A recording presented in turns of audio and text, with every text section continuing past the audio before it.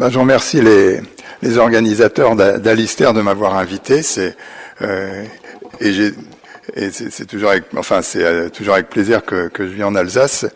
Et cette fois-ci, là, j'ai une tâche assez lourde parce que on m'a confié comme titre diagnostic kinésithérapie et kinésithérapie de la maladie de Parkinson au stade de maladie installée, c'est-à-dire en fait on m'a donné toute la kinésithérapie de la maladie de Parkinson à traiter. Donc je vais être obligé de faire des choix. Il y a peut-être des parties de la rééducation que je garderai un peu sous silence ou sur lesquelles je passerai un peu vite, de manière à brosser un tableau quand même assez le plus complet possible de la rééducation, en insistant sur les points peut-être qui sont les points de réflexion actuels. Alors on peut dire que c'est pas une idée nouvelle, hein, et si on reprend toute l'histoire de la neurologie de la maladie de Parkinson, l'idée de traiter la maladie du mouvement par le mouvement est quelque chose d'ancien, et on retrouve par exemple chez Brissot des exemples d'un patient qui était amélioré par les mobilisations que lui pratiquaient ses serviteurs et qui lui rendaient un bien tout à fait important. Donc on avait déjà imaginer et vécu l'amélioration qui était apportée par le mouvement dans cette maladie du mouvement. Si on regarde, et ça c'est tiré du livre blanc, ça a été présenté ce matin, mais simplement, si on regarde la façon dont sont pris en charge les patients sur le plan paramédical, le traitement par le mouvement, la kinésithérapie, représente quand même une part tout à fait importante. 75% des patients suivent des séances de rééducation. L'ANAES, donc lors de la conférence de consensus du 3 mars 2000, a rappelé que c'était une part importante du traitement. Elle l'a mis au même niveau que d'autres traitements médicamenteux ou chirurgicaux, lui laissant une place importante. Mais elle a rappelé, et ça c'est un point aussi qu'il faut souligner, c'est que s'il y a un consensus fort sur le plan médical, si la communauté scientifique est d'accord pour la participation de la kinésithérapie, de la rééducation motrice chez les patients parkinsoniens, ce n'est pas étayé par des études scientifiques qui sont indiscutables. Néanmoins, depuis la conférence de consensus de mars 2000, en 2007, le guide ALD pour les médecins généralistes, donc conseillant les différentes prises en charge pour patients parkinsoniens, a de nouveau souligné l'intérêt de la maladie de Parkinson avec ces différentes indications. Si on regarde dans la Cochrane Librairie, là aussi, il y a un consensus assez fort des reviewers scientifiques sur l'intérêt de la maladie de Parkinson, mais ils déplorent le manque de validité des méthodes employées. Et je crois que c'est dans le futur proche, même dans ce présent, il faut se pencher sur quelle rééducation de Parkinson donner aux patients. Donc, comme je vais répondre au cahier des charges qui m'est donné en vous proposant ce qui se fait, ce dont on parle le plus souvent, et les exemples de ce qu'on fait chez nous à Sainte-Anne. Alors, on va s'intéresser essentiellement, on a vu ce matin que la symptomatologie de la maladie de Parkinson portait d'une part sur la triade motrice traditionnelle, tremblement, akinésie, rigidité, mais aussi qu'un certain nombre de troubles, qui sont souvent des troubles peu sensibles à la dopa, étaient en cause et l'objet d'un certain nombre de problèmes pour les patients. On parle de l'instabilité posturale, du freezing, des chutes, et on va reprendre donc un certain nombre de ces points. Je garderai sous silence sous l'aspect cognition et toutes les fluctuations motrices. Alors, que faut-il savoir avant d'engager la rééducation de la maladie de Parkinson ? Probablement, il faut d'abord savoir à quel niveau de sévérité et à quel stade le patient, à quel stade de la maladie le patient a atteint. Et les stades de Honeyard nous donnent une très bonne information à ce sujet. Il faut suivre donc les patients suivant ces stades. Le degré de sévérité de la maladie nous est donné pour chaque élément symptomatique par l'échelle UPDRS, le gold standard de l'évaluation neurologique de cette pathologie. Il faut avoir une idée des fluctuations et des horaires de fluctuation. Connaître les troubles dysautonomiques et en particulier pour nous rééducateurs, l'influence de l'hypotension orthostatique, que ce soit l'hypotension qu'elle soit orthostatique ou qu'elle soit liée à l'effort. L'état général, la fatigabilité, c'est un symptôme qui vient s'ajouter aux symptômes moteurs et qui vont gêner les patients parkinsoniens. Les troubles cognitifs et du comportement, on est quand même dans l'apprentissage moteur.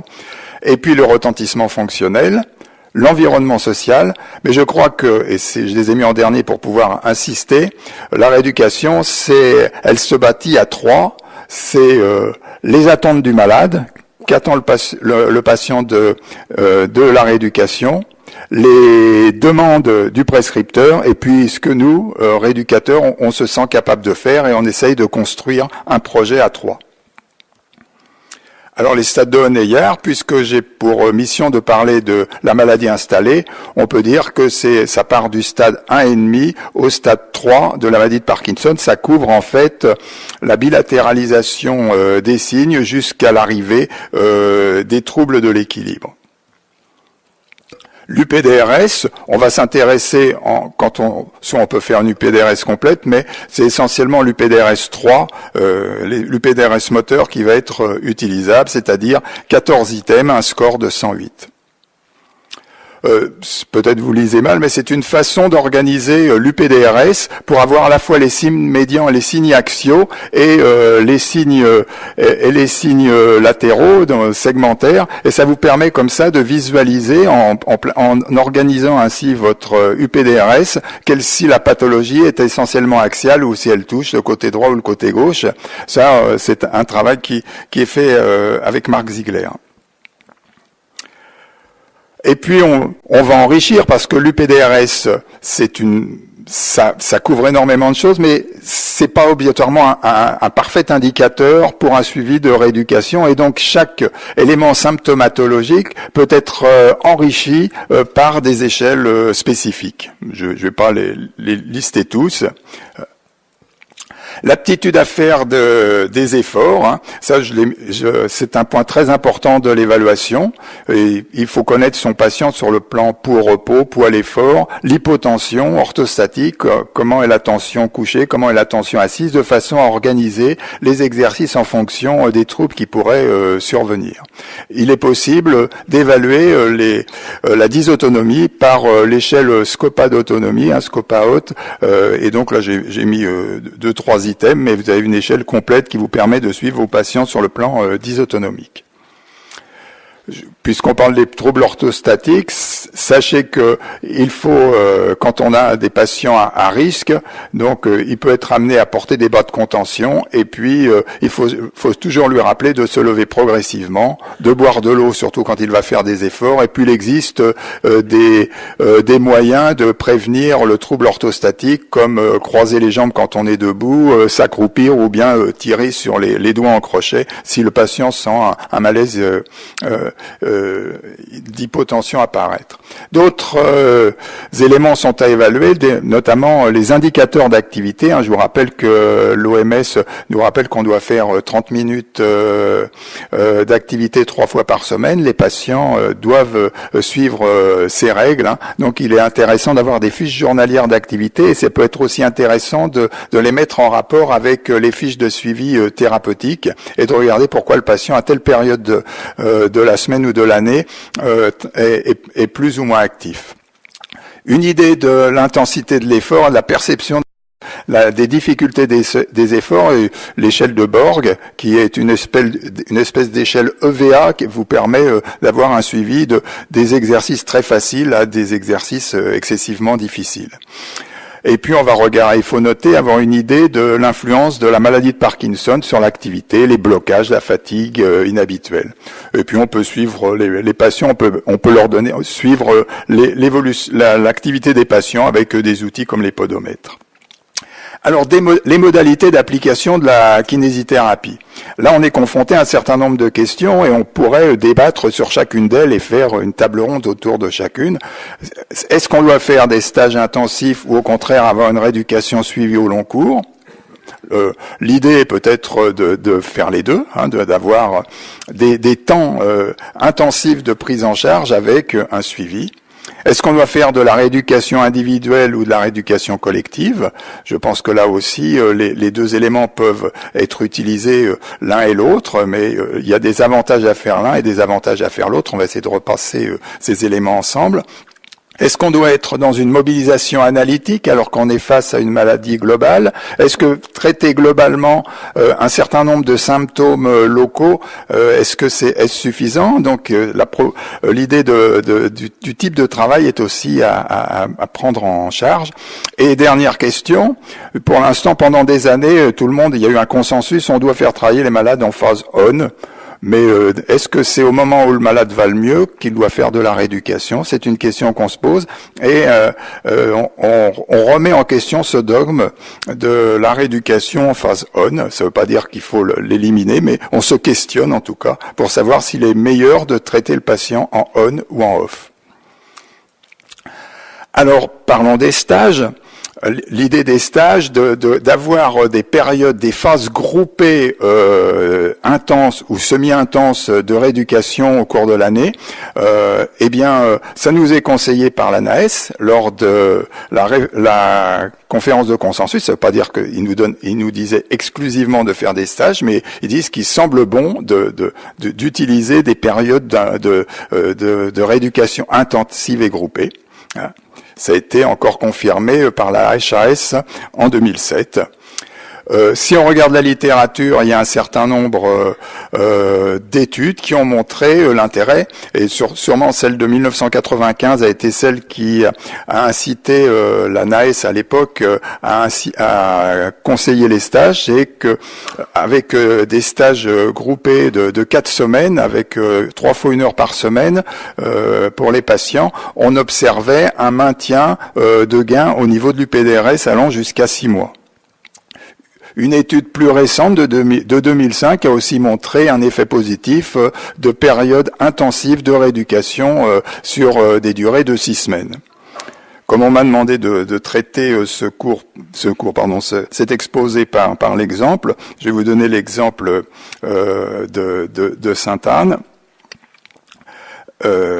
J'étais trop vite. Non, pas encore. Voilà. Donc, juste un dernier point avant de montrer l'exemple de Sainte-Anne, j'ai oublié ces diapos. Dans ces stages intensifs, la question se pose de est-ce qu'on fait du travail individuel ou en groupe ? Et autre question qu'on peut se poser, est-ce qu'il est intéressant de faire des groupes élargis ou au contraire des petits groupes avec un travail presque individuel autour de 2, 3, 4 patients, au contraire comme le propose Naoko Udo, qui est une neurologue japonaise qui est restée des années à Sainte-Anne et qui a exporté les techniques de rééducation au Japon. Elle fait des groupes beaucoup plus intensifs avec des résultats qu'elle a pu montrer tout à fait intéressants. L'exemple de Sainte-Anne, mais il est critiquable, parce que chacun s'organise aussi en fonction de son environnement. Nous, on travaille malgré qu'on soit un hôpital, on travaille comme un cabinet de ville pour les patients, c'est-à-dire qu'ils viennent en soins externes et payent des séances de rééducation comme tout le monde, et c'est pas un prix de journée. Donc, on organise 2 fois par an des stages de rééducation de 5 semaines consécutives, et les patients viennent 3 fois. Ça fait donc 15 séances de rééducation, plus un bilan préalable et un bilan de fin. Chaque semaine, le patient a une séance de gymnastique globale, une séance de balnéothérapie en petit groupe et une séance semi-individuelle où il a durée entraînement à l'effort et des mobilisations. Quels sont les patients que l'on intègre ? D'abord, il faut que le patient ait une prescription médicale et qu'il soit adressé, qu'il a un médecin référent. Et puis les critères d'inclusion, parce que ce sont des patients qui se déplacent, nous font